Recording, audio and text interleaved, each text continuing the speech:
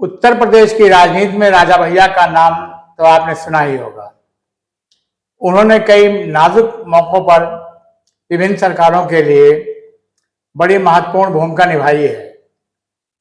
इन्हीं राजा भैया ने जो बहुप्रचारित नेता हैं, जिन्हें पूरा उत्तर प्रदेश कुछ खास वजहों से जानता है, उनकी पार्टी जनसत्ता दल, जिसका गठन 1918 में सन 2018 में हुआ था, वो इस बार पूरे उत्तर प्रदेश में चुनाव लड़ने जा रही है। ये बड़ी खबर है।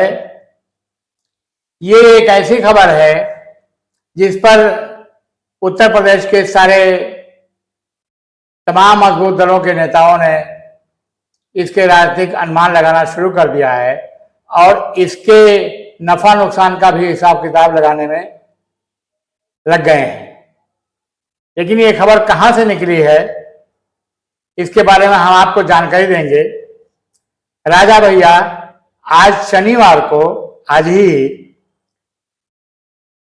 राजा भैया की पार्टी के नेता, विधान परिषद सदस्य और उनके दाहिने हाथ समझे जाने वाले, उनके बहुत ही करीबी कुंवर अक्षय प्रताप सिंह ने आज स्थानीय सर्किट हाउस में अपने समर्थकों, हमदर्दों और पार्टी के वर्करों के साथ बैठकर समीक्षा बैठक ली और समीक्षा बैठक के बाद इस बात का खुलासा उन्होंने पत्रकारों से किया।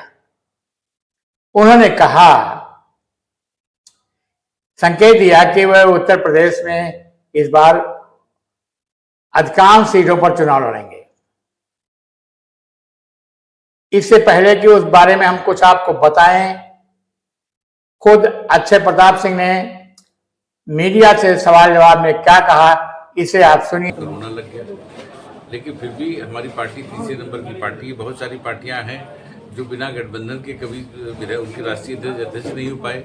हमारी एक ऐसी पार्टी है बिना गठबंधन की तीसरे नंबर की पार्टी है। और हमारे राष्ट्रीय जितने भी नेता हैं, आप देख लीजिए, सर्वे कर लीजिए आप चौथे स्तंभ में कि जो भी नेता हैं वो अपनी जातीय बाहुल क्षेत्र से चुनाव लड़ते हैं। सब समाज की बात करते हैं लेकिन जातीय बाहुल से लड़ते हैं। लेकिन हमारे राष्ट्रीय नेता ऐसे नेता हैं जो मात्र 10,000 ठाकुर कुंडा में है, वहाँ से चुनाव लड़ते हैं। आज की टेंडेंसी है राजनीति की कि वो जातिगत समीकरण साध कर ही मैदान में उतरते हैं और उसी को फोकस करते हैं। जिस समाज से तो आप कैसे सर्वाइव कर पाएंगे? आपकी संख्या कम है। देखिए, हमारी संख्या कम नहीं है। हम जिस समाज से आते हैं, हमारे समाज के लोगों ने हमेशा राजपूतों ने हर वर्ग को अब खुद नहीं खाया लेकिन लोगों को खिला के आगे बढ़ाया। आप देखिए ना कि जितने भगवान पैदा हुए, कहाँ पैदा हुए? छतरी में पैदा हुए। आज पूरा विश्व, आधा विश्व किसको पूछता है? आपके बुद्ध जी को पूछता है कि नहीं पूछता है ना? और भगवान श्री राम कहाँ पैदा हुए? कृष्ण कहाँ पैदा हुए? कृष्ण समाजवाद की बात करें राजपूत, तो कृष्ण भगवान राजपूत में पैदा हुए, यादव में पले ना। आप देखिए कि आज से पहले 90 में आप यही नहीं, जयनारायण जी जो इसकी बात करते हैं, आप समाजवाद की बात करते हैं, तो जयनारायण जी क्या थे? राजपूत थे ना। तो उन्होंने सब समाज को आगे बढ़ाया। सब समाज के लिए बीपी सिंह ने गालियां खाई, मंडल लागू किया। उसके 90 के पहले आप देखिए कि जो है कितने बैकवर्ड नेता ने मंडल की मांग की। किसी ने किया? कहीं सदन में बोला? रिकॉर्ड उठा के देख लीजिए, हम चैलेंज करते हैं आपको। सब पार्टी का मुख्य उद्देश्य और यही नहीं, मंडल लागू करने से नहीं, बैकवर्ड, उस समय बैकवर्ड की स्थिति क्या थी? सामान्य थे, चाहे पाल रहे हो, चाहे विश्वकर्मा रहे हो, चाहे नाई रहे हो, या तो हरिजन थे या तो सामान्य थे। ये सब सामान्य में आते थे। मंडल लागू करने के बाद इनको आगे बढ़ाया, तो किसने बढ़ाया? सिंह ने। अच्छा, ये बताइए 2027 की चुनाव क्या पूरे प्रदेश में पार्टी लड़ने जा रही है? स्वाभाविक बात है, जब दल बनाया है, तीसरे नंबर की पार्टी है, तो एक नंबर के लिए लड़ेगी नहीं लड़ेगी? किसी से तीसरे नंबर, जब युद्ध लड़ाई में फर्स्ट सेकंड थर्ड ही माना जाता है ना। जब हम थर्ड हैं तो हम पहले के लिए लड़ेंगे नहीं लड़ेंगे? तो हम पहले के लिए लड़ाई लड़े। और प्रदेश में जिस तरह से समर्थन हमको मिल रहा है, अभी 56 जिलों का, हमारे 36 जिलों का दौड़ा है, इस हिसाब से हमको समर्थन मिला। हम बहुत अच्छा चुनाव। क्या एक घटक दल के रूप में आएंगे या स्वयं सामने रहेंगे? भाई, ये तो बड़ा दुर्भाग्यपूर्ण प्रश्न है कि घटक के रूप में। घटक क्या? हम जब पैदा हुए तो क्या बैसाखी के भरोसे पैदा हुए हैं? अरे हम खुद अपनी सरकार बनाने के उसमें पैदा हुए हैं, खुद अपने उस पर लड़ने का, अगर कोई सिचुएशन ऐसी बनती है तो देखा, एक्सीडेंट के लिए कोई हम जा रहे हैं, एक्सीडेंट हो जाए तो क्या करिए, तो वो अलग बात हो गई कि एक्सीडेंट में कोई से गठबंधन हो जाए। लेकिन हम जो तैयारी कर रहे हैं वो अपनी पार्टी पे, अपने दम पे लड़ने को। हाल फिलहाल में पंचायत चुनाव होने वाले हैं, जनसत्ता दल का वहाँ का स्टैंड रहेगा क्या? सारे हमारी पार्टी ने निर्णय लिया है कि जिला अध्यक्ष जो होंगे वो तय करेंगे, जहाँ पे ये जरूरी नहीं कि 55 वो है तो 55 सीटों पे लड़ जाए जिले में, जहाँ पे मजबूत है, जहाँ पे जीतने की स्थिति में, वहाँ केवल जिला पंचायत में, ग्राम प्रधान में दखल हमारी पार्टी नहीं देगी, क्षेत्र पंचायत में हमारी नहीं देगी, केवल जिला पंचायत में चुनाव अगर कोई अध्यक्ष चाहे उसमें राष्ट्रीय कार्यकारिणी का या प्रदेश कार्यकारिणी का कोई रोल नहीं होगा, वो कार्यकारिणी चाहे तो वहाँ लोकल देख के चुनाव लड़, क्योंकि चुनाव लोकल होता है, कौन जीत सकता है कौन नहीं जीत सकता ये नीचे अध्यक्ष ज़्यादा समझ सकते। सभी पार्टियों का एक बेसिक एजेंडा होता है, आप क्या क्या?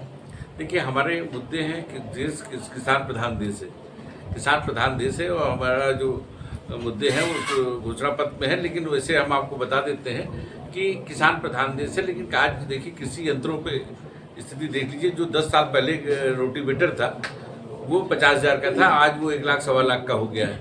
कल्टीवेटर जो 5,000 का 10 साल पहले था वो आज 20-22-25 साल का 25,000 का हो गया है। जो किसान मोटरसाइकिल चलता है BMW से चलता नहीं, जो 50,000 की मोटरसाइकिल थी वो। साथियों, आपने विधान परिषद के सदस्य अक्षय प्रताप सिंह की बात सुन ली। उनकी बातों से साफ लगा कि उनकी पार्टी यानी कि राजा भैया की पार्टी जनसत्ता दल इस बार उत्तर प्रदेश की लगभग सभी सीटों पर चुनाव लड़ने जा रहा है।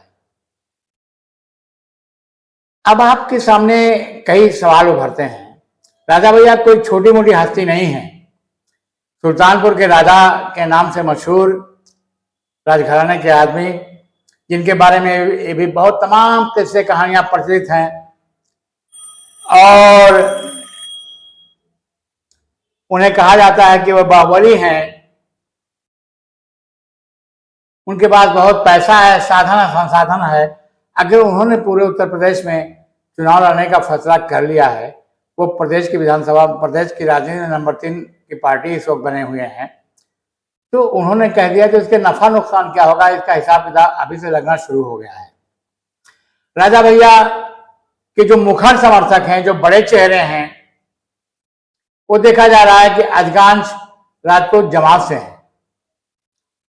और आज जिस प्रकार से अक्षय प्रताप सिंह ने पूर्व प्रधानमंत्री विश्वनाथ प्रसाद जी का नाम लिया और उन्हें मंडल आयोग के सहारे मसीहा तक बताया, इससे उन्होंने एक चीज से दो शिकार किए हैं।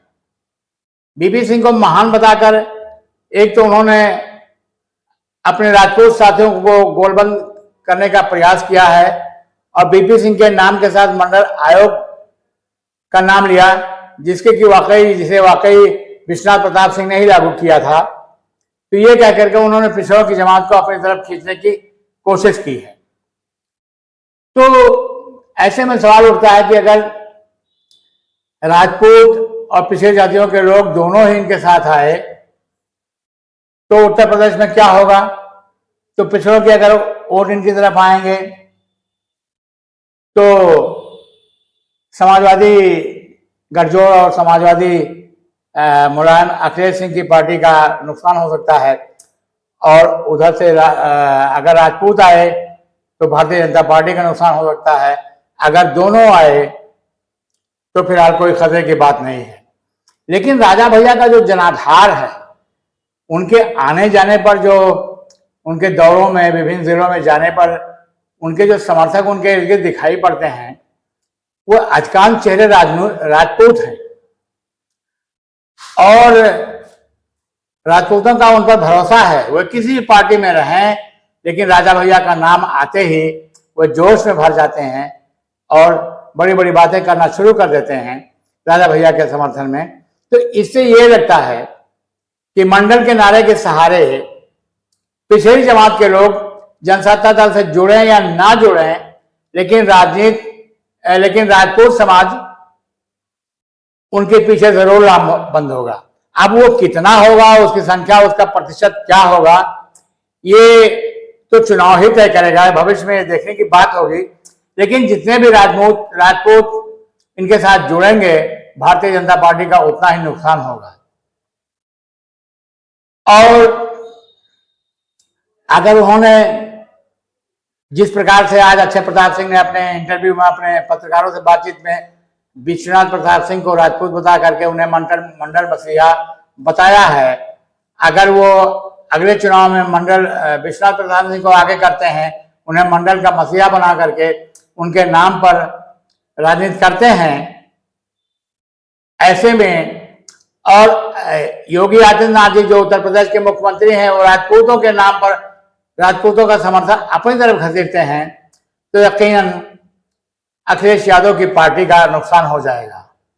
दोनों दल जो उत्तर प्रदेश के प्रमुख दल हैं इस वक्त परेशान हैं और वो सोच रहे हैं कि आखिर राजा भैया क्या कर रहे हैं, उनकी राजनीति क्या है। उनके पास पैसे की कमी नहीं है, उनके पास शक्ति है, ताकत है, बाहुबल है, तो धन बल। और राजा भैया के बारे में एक बात और बताते हैं, बहुत अच्छे वक्ता हैं, उनके बोलने की शैली तमाम लोगों को बहुत तेजी से अपनी तरफ आकर्षित करती है।